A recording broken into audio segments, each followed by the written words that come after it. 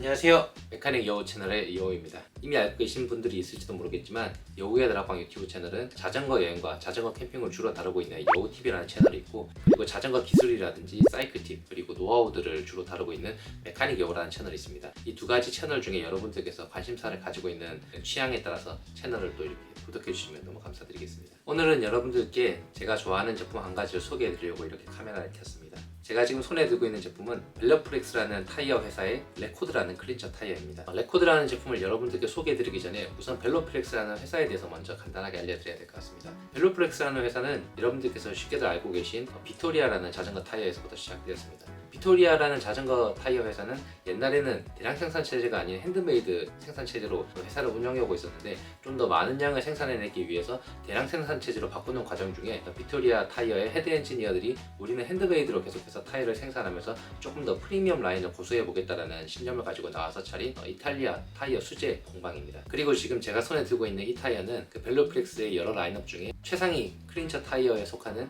레코드라는 제품입니다. 이 레코드는 내구성이라든지 마모성에 대한 것보다 조금 더 레이싱에 특화되어 있는 부분을 초점을 두고 좀 더 타이어를 경량화시키고 좀 더 높은 DPI를 가지고 레이싱에 완전히 특화된 타이어로 제작이 되었습니다. 한번 타이어를 열어보겠습니다. 타이어를 꺼내게 되면 굉장히 손에 쥐었을 때 가벼운 느낌의 타이어가 이렇게 나오게 됩니다. 마치 종이장을 펼친 것처럼 굉장히 얇으면서도 굉장히 가벼운 타이어인데, 일반적으로 여러분들께서 알고 계신 컨티넨탈이나 혹은 슈발베, 피렐리 타이어에 비해서 이 타이어는 조금 다른 형태를 가지고 있습니다. 최근에 시중에서 많이 유행을 했던 맥시스에서 나온 하이로드 SL이라는 클린처 타이어입니다. 이 타이어도 굉장히 경량으로 유명했고 많은 분들이 사용하고 있는 타이어 중에 하나입니다. 한번 꺼내볼게요. 이 타이어를 꺼냈을 때 방금 벨러프렉스라는 타이어와 차이가 느껴지는데, 여러분들도 화면 너머로 그 차이를 알 수 있을지 모르겠습니다. 가만 보시면 타이어가 하나는 굉장히 얇게 그리고 일자로 펴져 있는 평평한 타입인 걸 알 수 있고, 그리고 또 다른 맥시스라는 타이어 혹은 이 타이어 말고도 슈발베라든지 피렐리라든지 컨티넨탈 같은 것들도 다 똑같은 형태를 띠고 있어요. 타이어에 이렇게 어느 정도 형태가 잡혀 있는 것을 알 수가 있습니다.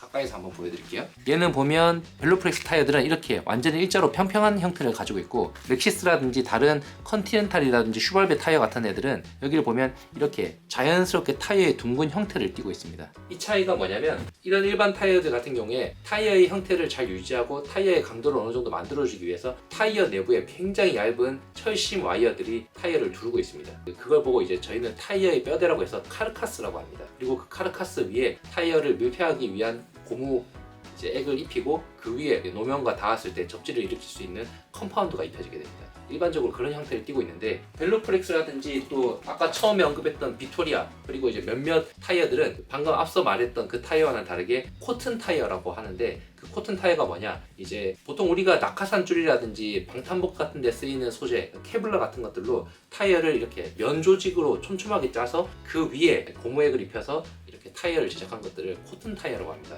이런 코튼 타이어는 카르카스형 타이어와는 다르게 노면에 접지됐을 때 그리고 공기압이 채워졌을 때 타이어의 형태가 굉장히 자연스럽게 원형을 이루게 되고, 노면에 접지가 됐을 때 노면에 눌리는 부분이 굉장히 자연스럽게 접지 면적을 만들기 때문에 일반적인 카르카스형 타이어들보다 좀 더 높은 접지와 반응성을 가지게 되는 것이 특징입니다. 그리고 주행에 있어서 필요한 마찰계수가 굉장히 저항이 적다라는 것이 또 특징이기도 합니다.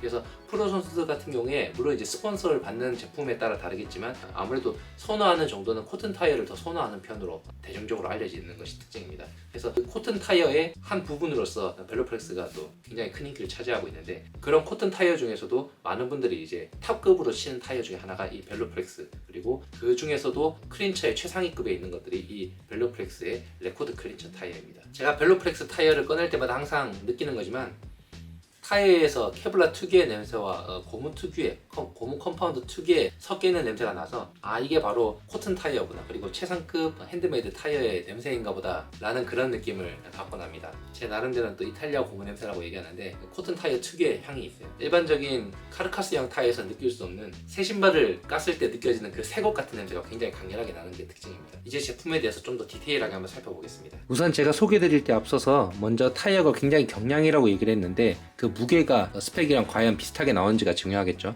한번 살펴보겠습니다. 여러분들께서 쉽게 접해볼 수 있었던 맥시스의 하이로드 SL 타이어를 먼저 한번 살펴보겠습니다. 스펙에는 170g이라고 나와 있는데, 자, 실측 무게는 172.8g입니다. 스펙에는 원래 170g이라고 나와 있으니까 오차 범위 안에 들어가 있네요. 자, 그리고 벨로프렉스에서 아까 제가 소개했던 경량으로 유명한 최경량 크린처 타이어 레코드를 무게를 한번 재보겠습니다. 무게는 151.5g이네요. 원래 150g으로 소개되고 있으니까 이것도 오차 범위 안에 있습니다. 제품은 아무래도 무게가 가벼운 만큼 내구성이라든지 마모성은 무게가 무거운 타이어들에 비해서는 조금은 떨어질 수밖에 없을 겁니다. 하지만 이 타이어는 아무래도 가벼운 무게와 높은 TPI를 가지고 좀 더 경기력에 올인되어 있는 느낌의 타이어인데, 실제로 어느 정도 내구성이 나올 수 있는지는 제가 이 리뷰를 마치고 나서 한번 또 시승기라든지 나중에 주행을 하면서 주행거리가 쌓였을 때 얼마나 또 내구성이 있는지에 대해서 테스트를 해보면서 한번 또 촬영을 해보도록 하겠습니다. 오늘은 이제 이 타이어를 한번 직접 휠셋에 장착을 해볼 건데, 타이어의 특성은 올 블랙 컬러는 없고 사이드월이 이렇게 검월이죠. 검월이란 건 또 이제 타이어의 자연스러운 고무 형태라든지 기본 재질이 드러나는 색깔을 또 검월이라고 합니다. 타이어의 사이드월이 이렇게 노란색, 약간 아이보리빛에 가까운 이 노란색밖에 없는 게 특징입니다. 그래서 이걸 가지고 한번 제 자전거에 한번 장착을 해보겠습니다. 장착해볼 자전거는 여러분께 저번에 조립기로 소개를 드렸던 비앙키의 스페셜리시마 마르코 판타니 에디션입니다. 그때 조립을 했을 때는 초경량 파츠들을 많이 써서 무게가 5.7kg에서 5.6kg 정도 왔다 갔다 했는데, 지금은 경량 파츠들을 전부 다 일반 파츠로 바꾸고 아무래도 좀 일상에서 좀 사용했을 때 부담감이 적은 파츠들을 쓰다 보니까 무게도 좀 무거워진 상태예요. 그리고 휠셋도 경량 휠셋이 아니라 에어로 휠셋으로 바꾼 상태라 무게가 좀 많이 무거워져서 지금 기억하기로는 한 6.3kg 정도 됐던 걸로 기억이 나는데, 무게를 측정을 해볼게요. 지금 확인을 해보니까 전체 무게는 6.425 정도 나오네요. 그러니까 6,425g 정도 나옵니다. 이 상태에서 이제 휠셋의 타이어를 교체하는 것만으로 무게가 또 얼마나 절감될 수 있는지 체크를 해보겠습니다. 우선 기존의 타이어를 제거해야 되겠죠? 기존에 사용하고 있던 타이어도 이미 하이로드 SL이라는 경량 클린저 타이어였기 때문에 무게의 절감 효과는 그렇게까지 극단적으로 높을 거라고 생각하진 않는데, 가장 큰 차이점이라고 한다면 아무래도 카르카스형 타이어에서 코튼 타이어로 바꿨으니까 접지라든지 좀 더 승차감이 향상되는 것들을 기대해 볼 수 있지 않을까라고 생각을 합니다. 기존에 사용하던 타이어를 제거했습니다. 코튼 타이어의 특징이라 하면 아까 말씀드렸듯이 타이어가 평평하게 이렇게 펼쳐져 있는 타이어이기 때문에 안에 튜브를 넣었을 때 모양을 가정하고 이렇게 휠셋의 후크와 호크에다가 이제 타이어의 비드를 걸어주면서 자연스러운 원형을 손으로 만들어주면서 타이어를 껴야 됩니다. 그래서 일반적으로 초보자들이 아무 생각 없이 사용하기에는 조금 힘들 수도 있고, 모양을 만들어가면서 장착을 해야 되기 때문에 좀 장착 난이도가 살짝은 있을 수도 있어요. 한번 장착을 해볼게요. 사용하려고 하는 튜브는 경량 TPU 튜브를 새롭게 준비를 했습니다. 검은색 밸브 색깔이죠. 일단 밸브가 들어갈 높이를 먼저 보고, TPU 튜브 위쪽에 링을 씌워서 밸브가 흔들리지 않는 것을 방지해 줄 수도 있지만, 저는 그것보다는 밖에서 밸브 외에 다른 모양이 보이지 않도록 밸브 안쪽에다가 전련 테이프를 감아서 밸브가 흔들리지 않도록 하는 것을 좋아합니다. 이렇게 미리 준비를 해놨고 이제 한번 타이어를 껴보겠습니다. 타이어는 우선 타이어에 이렇다 할 만한 트레드 모양이 없습니다. 그래서 아마 타이어에 방향이 없지 않을까라고 생각을 하는데, 타이어를 한 바퀴 둘러보면서 보면 타이어에 방향은 없네요. 대신 타이어의 마크가 한쪽에만 찍혀 있어서 여기는 벨로프렉스라고 타이어의 마크가 찍혀 있고 반대쪽에는 벨로프렉스라는 타이어가 찍혀 있지 않습니다. 그래서 마크가 있는 부분을 휠셋의 오른쪽에 오게 해야 장착했을 때 벨로프렉스 타이어다 뭐 이렇게 좀 간지나게 이렇게 장착을 할 수가 있겠죠. 그래서 앞쪽 뒤쪽을 다 마크를 맞춰줘야 되니까 마크를 둘 다 저는 오른쪽으로 오게 맞추겠습니다. 그 마크를 세팅할 때는 타이어에 있는 마크가 밸브 쪽으로 맞춰줘야 나중에 펑크가 났을 때 타이어라든지 튜브를 통해서 펑크가 어디에 났는지를 체크할 수가 있기 때문에 타이어 마크는 가급적이면 밸브 쪽으로 맞춰주는 게 좋습니다. 밸브가 있는 쪽부터 껴야 마크를 맞추기가 쉽겠죠.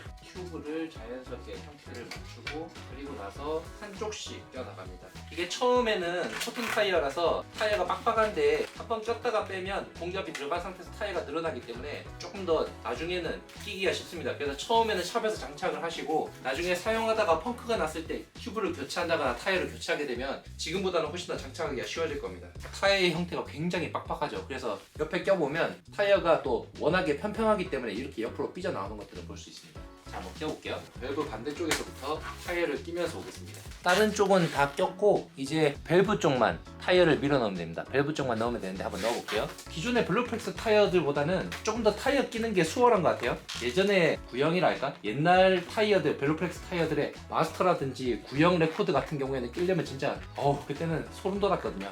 근데 지금은 굉장히 쉽게 들어갔네? 타이어를 다 장착을 했습니다. 그럼 한번 공기압을 넣어볼게요. 보통 타이어의 비드가 휠셋의 후크에 제대로 제대로 안 들어가서 튜브가 씹히는 경우들이 있어서 꼭 체크를 해야 되지만 방금 같은 경우에는 튜브에 일부러 바람을 조금 넣어놓은 상태에서 꼈고 원래 TPU 튜브 자체가 공기압을 살짝 넣은 상태에서 장착을 하게 돼 있거든요. 그렇게 해서 끼게 됐고 저는 뭐 초짜는 아니라서 굳이 확인을 하지 않아도 깔끔하게 넣을 수 있기 때문에 튜브가 타이어 비드에 씹혔는지 안 씹혔는지 체크하지 않고 바로 공기압을 넣을게요. 밥 먹듯이 하는 게 이거라 공기압하고 넣어보겠습니다.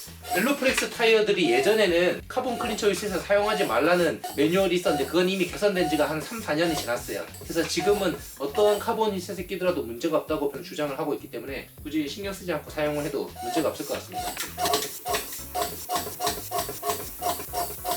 자, 이렇게 휠셋에 타이어를 다 장착을 했습니다. 굉장히 쫀쫀한 느낌이 들고 무엇보다 아까 얘기했던 새 신발 같은 느낌, 케블라 소재랑 또 특유의 냄새가 나가지고 이 냄새가 좀 중독성이 있는 것 같아요. 앞 타이어도 마저 한번 껴보겠습니다. 이렇게 휠셋에 타이어를 먼저 장착을 했습니다. 다른 것보다 제 생각에는 뭐 무게도 가벼워진 것도 있겠지만 드레스업 효과가 굉장히 있는 것 같네요. 검은색 타이어가 껴져 있을 때는 좀 더 좀 밋밋한 느낌이랄까, 물론 휠셋의 검정색과 타이어의 검정색이 좀 일체감이 들어서 좀 더 하이림 느낌도 나고 좀 더 좀 시크한 느낌이 났다고 한다면, 지금은 아이보리빛, 약간 노란 아이보리빛의 사이드월이 들어가면서 타이어가 좀 더 엣지 포인트가 되어서 좀 더 밋밋한 느낌에서 좀 화사한 느낌으로 바뀐 것 같아요. 그래서 드레스업 효과가 있는 것 같고, 물론 이제 승차감이라든지 반응성 그리고 실질적인 어떤 퍼포먼스의 느낌은 타봐야 알 수 있겠지만 이렇게 봤을 때는 좀 만족스러운 것 같네요. 일단 이제 자전거에 한번 장착을 해보겠습니다. 휠셋을 자전거에 장착까지 마무리를 했습니다. 사이드월이 노란색이 들어간 게 또 자전거의 민트색과 노란색의 조화가 굉장히 잘 어울리는 것 같네요.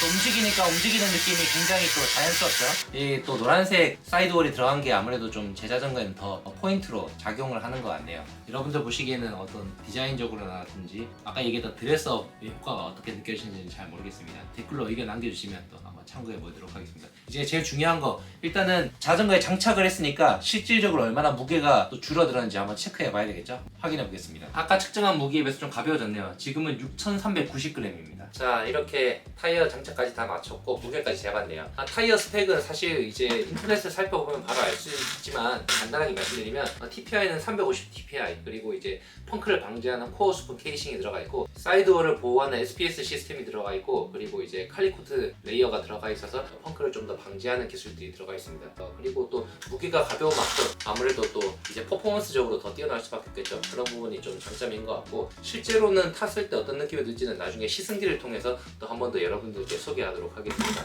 그리고 또 여우의 다락방 스마트 스토어에서도 이 타이어를 또 취급하고 있기 때문에 우측 상단에 있는 링크를 통해서 또 확인할 수 있으니까 거기에 들어가서 제품도 확인해 주시고 또 구매가 필요하신 분들은 거기서 구매하시면 되겠습니다. 그리고 또 혹시나 또 이 마르코 판타니 에디션의 비앙키 스페셜리시마 버전 전 세계에 18대밖에 없는 한정 스칸입니다. 관심 있으신 분들은 또 우측 상단의 링크를 통해서 또 여우의 다락방 스마트 스토어에서 구매하실 수 있습니다. 어쨌든 긴 영상 시청해주셔서 감사하고, 좀 더 자세한 또 시승기와 내구성에 대한 적상거리가 쌓였을 때 어떤 내구성을 보여주는지에 대한 내용은 나중에 타보면서 또 시간이 지났을 때 기회를 갖고 영상으로 한번 다뤄보도록 하겠습니다. 시청해주셔서 감사합니다.